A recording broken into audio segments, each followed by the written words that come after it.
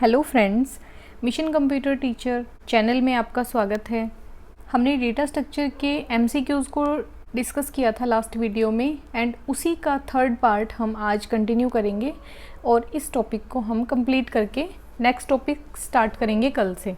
और आपसे मेरी रिक्वेस्ट ये है कि आप अपने जितने भी फ्रेंड्स DSSP की तैयारी कर रहे हैं उन्हें ये लिंक शेयर करें वीडियोज़ का, ताकि उनको भी इस MCQ सीरीज़ का बेनिफिट मिल सके। और एंड टाइम पे जब DSSP का एग्ज़ाम हमारा भी होने वाला है 1 मंथ के अंदर, जैसे जुलाई तक में भी पॉसिबल है कि हमारा एडमिट कार्ड जारी कर दें, इस टाइम पे हमें ये सारे MCQ जो हैं वो बेनिफिट देंगे, क्योंकि इनमें हमने प्रीवियस ईयर के क्वेश्चंस को भी इन्वॉल्व किया है, KVK नवोदय। और इसमें अगर आपको कोई टॉपिक ऐसे लगते हैं जो आपके अभी तक प्रिपेयर नहीं है तो वो आप आगे कंटिन्यू प्रिपेयर कर सकते हैं। तो फर्स्ट क्वेश्चन हम डिस्कस करेंगे। In 2D array we think of data. जो 2D एरे होता है उसके अंदर डेटा कैसे सेव होता है, इसके बारे में ये पूछ रहा है हमसे। तो 2D एरे का जब भी नाम आएगा तो उसका स्ट्रक्चर हमें ये पता है कि उसमें इस तरह से एक एरे का नेम होगा, देन हमने 2 सबस्क्रिप्ट को यूज़ करना है, उसका मतलब होता है कि 2D एरे।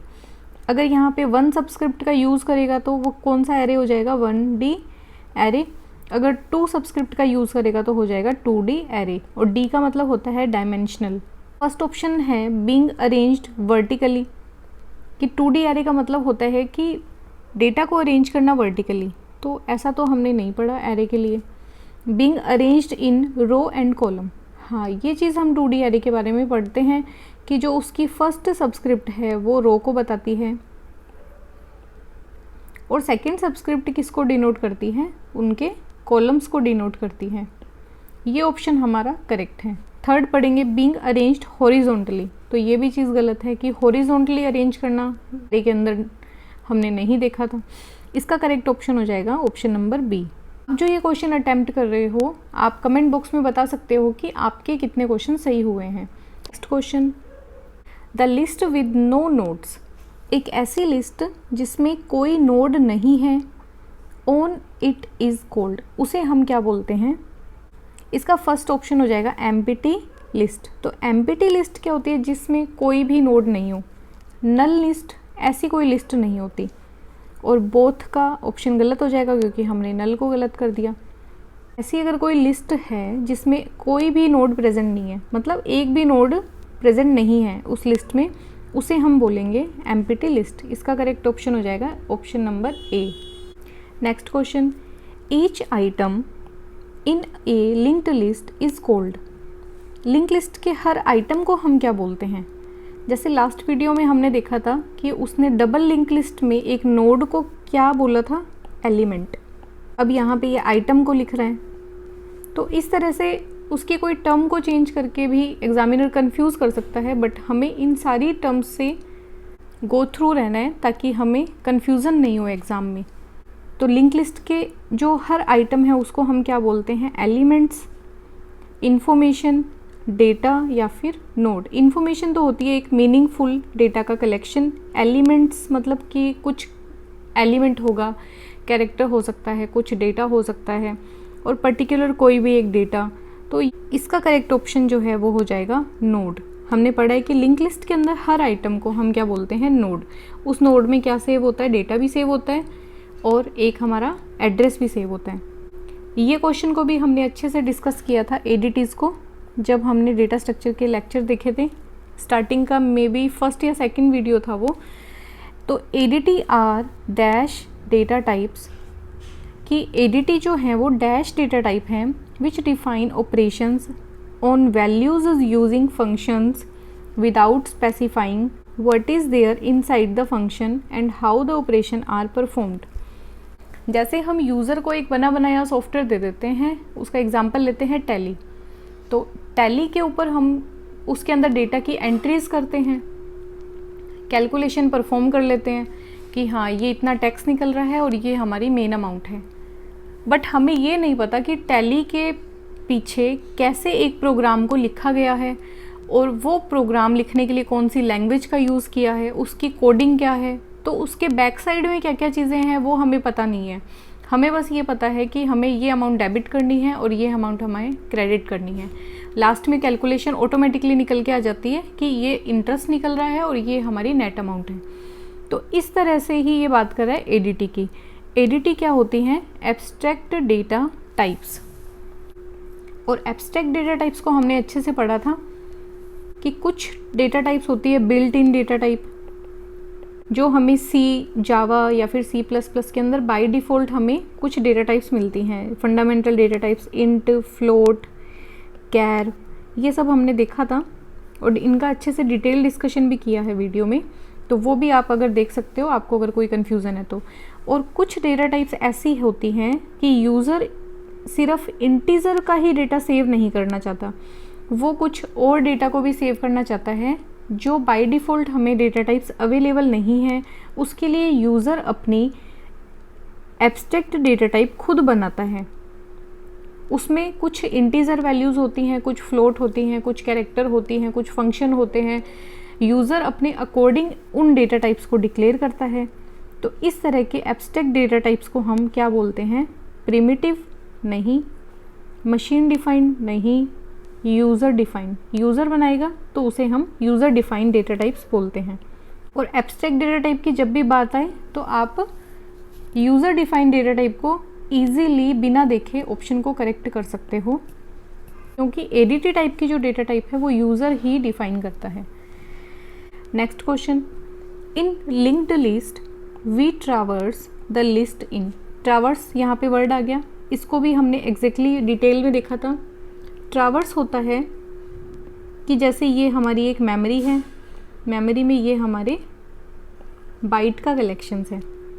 इस तरह से मेमोरी का एड्रेस दे रखा है 100, 101, 2, 3, 4।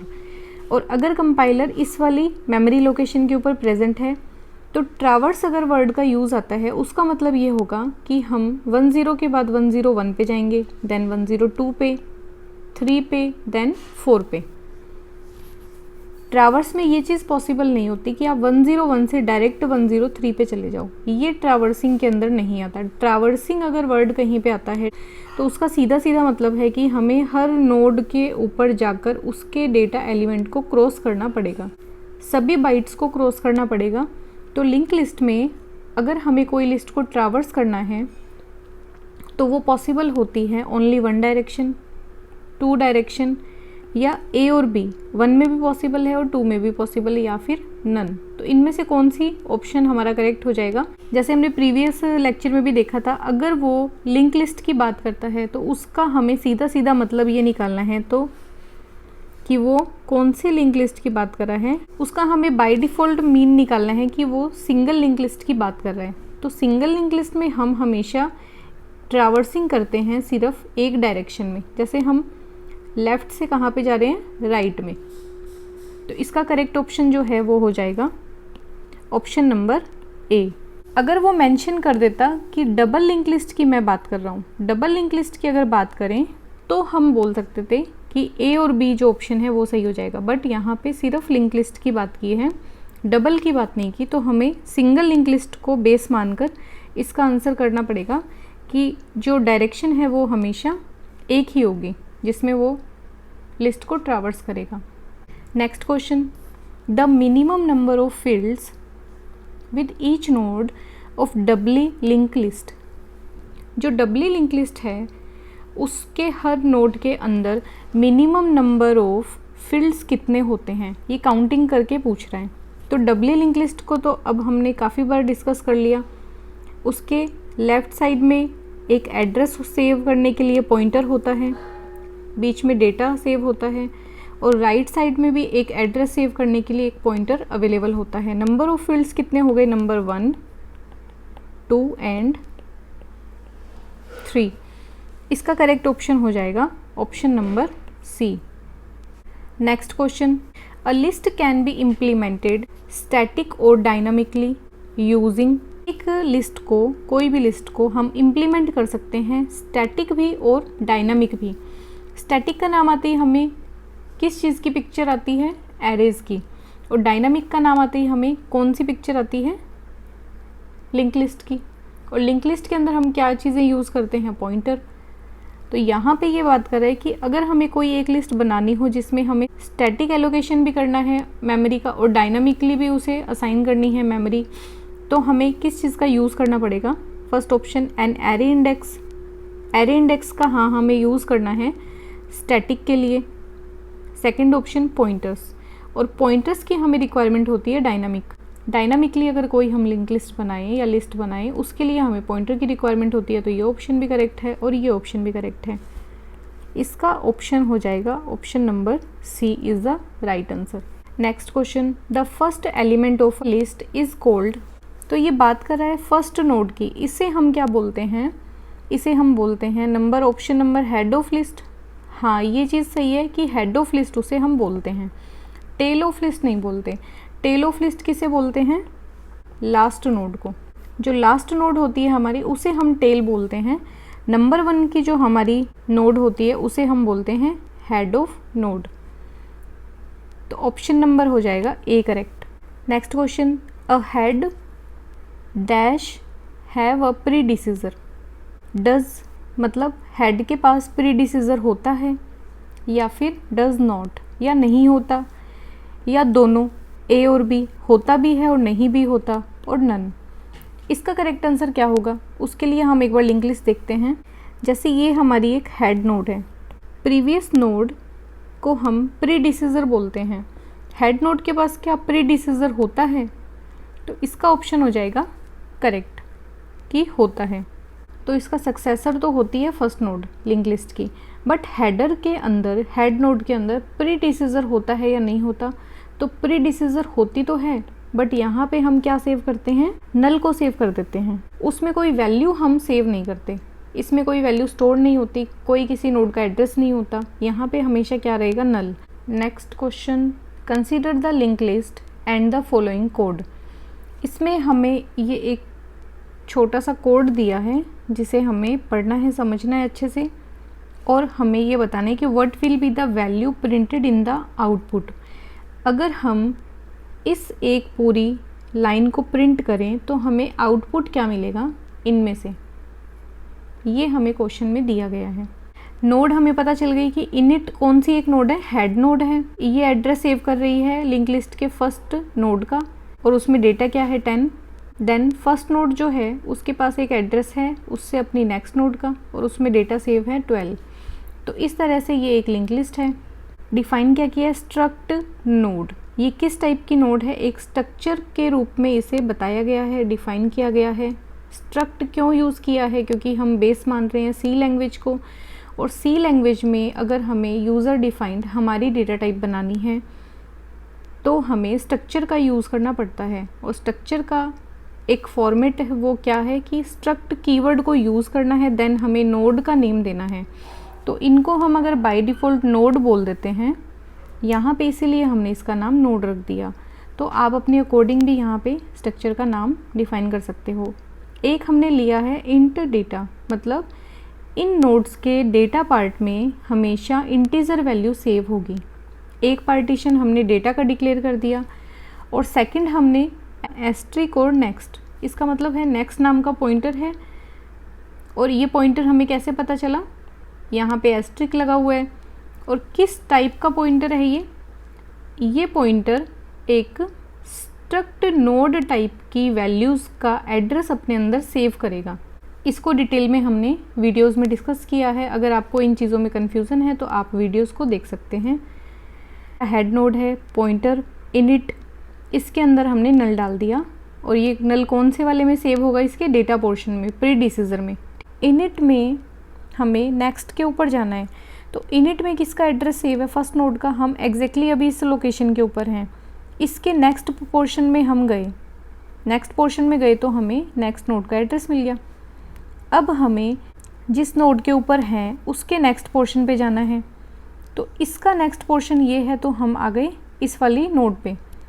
और अब हम जिस नोड पे प्रेजेंट हैं उसके हमें फिर से नेक्स्ट पोर्शन पे जाना है, तो हम 14 वाली जो ये नोड है इसके हम नेक्स्ट पोर्शन पे जाएंगे, तो हमें एड्रेस मिला इस नोड का। और अब आप जिस लोकेशन के ऊपर खड़े हो उसके डेटा को प्रिंट करवा दो। तो यहाँ पे हम अभी एट प्रेजेंट इस नोड के ऊपर प्रेजेंट है, इसके डेटा पोर्शन में वैल्यू है 16, तो हम क्या प्रिंट करवा देंगे 16 को। इसका ऑप्शन हो जाएगा करेक्ट 16। और ये इस टाइप के क्वेश्चन भी आप अटैम्प्ट करो, क्योंकि ये ऐसा नहीं है कि एग्जैक्टली DSSB में नहीं आया तो हमें ये क्वेश्चन को छोड़ना है। हो सकता है कि थोड़ा पेपर टफ बनाने के लिए वो ये क्वेश्चन भी देने लगे। ऐसा कुछ भी नहीं है कि हमने C को पढ़ा है, C++ लैंग्वेज भी देखी है, तो नॉर्मल एक प्रोसेसिंग है जो एक बार पढ़ लेंगे। अगर एक बार में समझ नहीं आए तो आप इस वाले क्वेश्चन को रिपीट करके देख लेना, आपको एग्जैक्टली समझ आ जाएगा कि कैसे फंक्शन एग्जीक्यूट होगा। Next question, link list can be implemented as an array and. अगर हम बात करें कि लिंक लिस्ट को इम्प्लीमेंट करनी है और एज एन एरे की तरह, तो ये बता रहे हैं कि क्या क्या चीज़ें हैं जो आप इसमें सेटिस्फाई कर पाओगे। It's size is fixed and allocation eight compile time. तो अगर हम एरे की बात कर रहे हैं तो डेटा स्ट्रक्चर चाहे कोई भी हो, लिंक लिस्ट, एरे का नाम आते ही साइज़ जो है वो हमें एलोकेशन के टाइम पे फिक्स करना पड़ेगा। तो हाँ, ये सही है। Its size is dynamic and allocated at compilation time. इसका मतलब हो गया कि आप साइज़ को बता रहे हो कि वो डायनामिक है, और डायनामिक का अगर वर्ड मीनिंग हम देखें तो उसके साइज़ को तो कभी भी हम चेंज कर सकते हैं। ये दोनों ऑप्शन जो हैं वो एक दूसरे के रिवर्स हो गए, कि आप सेकंड ऑप्शन में दे रहे हो कि उसकी मेमोरी का एलोकेशन तो हम कंपाइल टाइम पे कर देंगे, बट साइज़ जो है वो डायनामिक है। तो ये ऑप्शन इसमें सही नहीं होगा एरे के पर्सपेक्टिव से, क्योंकि एरे जो है वो डायनामिक तो पॉसिबल ही नहीं है। एरे का साइज़ हमें फिक्स बताना पड़ता है, इसीलिए तो हम कंपाइल टाइम पे उसको एलोकेट कर देते हैं मेमोरी। तो जब आप एलोकेट कर रहे हो कंपाइल टाइम पे तो डायनामिक पॉसिबल ही नहीं है। डायनामिक का तो ये मतलब है कि आप रन टाइम पे या कभी भी उसका साइज़ चेंज कर सकते हो। इसका करेक्ट ऑप्शन हो जाएगा हमारा option number A. Next question, ये डायरेक्टली ये पूछ रहा है कि हेड नोड जो होती है लिस्ट के अंदर, लिंक लिस्ट के अंदर, उसमें हम नेक्स्ट एलिमेंट को किस नाम से जानते हैं। अगर यहाँ पे हेड नोड है तो हमें ये पता है कि इसके पीछे वाली नोड अगर कोई होगी तो उसे हम बोलेंगे प्रीडिसीजर। अगर आने वाली नोड होगी तो उसे हम बोलेंगे सक्सेसर, कि आने वाली नोड की बात कर रहे हैं। इसका करेक्ट ऑप्शन हो जाएगा सक्सेसर। तो प्रीडिसीजर तो हेड नोड में हमने पढ़ा था, हमेशा होता तो है प्रीडिसीजर, बट ये हमेशा नल वैल्यू को कंटेन करेगा, नन होगा नहीं। हेड और टेल ऐसा करके कोई कॉम्बिनेशन लिंक लिस्ट में हमने पढ़ा नहीं। Next question, static implementation of list is. Static का नाम आते ही क्या दिमाग में आना चाहिए, एरे। स्टैटिक इम्प्लीमेंटेशन जो होता है लिस्ट का वो क्या होगा, सिंप्लेक्स इम्प्लीमेंटेशन होगा या कॉम्प्लेक्स होगा या दोनों होंगे। तो स्टैटिक में हमें ये पता है कि साइज़ उसका हमेशा हम फिक्स कर देते हैं at the compile time, declaration के टाइम पे, फिर उसका साइज़ हम चेंज नहीं कर सकते। तो इस तरह का जो मेमोरी एलोकेशन होता है उसे हम सिंप्लेक्स इम्प्लीमेंटेशन बोलते हैं। आज का डिस्कशन हम यहीं तक रखते हैं।